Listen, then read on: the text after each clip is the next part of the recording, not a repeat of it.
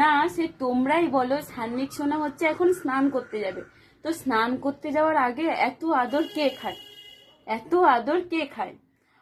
অনেকক্ষণ থেকে আদর করছি, তারপর ভাবলাম যে ব্যায়াম করলে তোমাদের সঙ্গে শেয়ার করি, বদমাশি করলে শেয়ার করি, তো এই যে এত মিষ্টি মিষ্টি আদর খাচ্ছে সেটা কেন শেয়ার করব না? তোমরা ভাববে সান্নিক সোনাকে শুধু বকা দেয়, শুধু জোরে জোরে ওষুধ খাইয়ে দেয়, একদম বকা দিয়ে দিয়ে খাবার খাইয়ে দেয়, ব্যায়াম করিয়ে দেয়, কিন্তু এই যে তার ফাঁকে ফাঁকে এত যে আদর খায় সেটাকে কে বলবে বলো? ওই যে একটু একটু তোমার প্রতি কি এমন মায়া আছে যে তোমাকে দেখলে এত আদর করতে ইচ্ছা করে, তুমি এত আদর খেতে চলে আসো, শুধু আদর খাবে।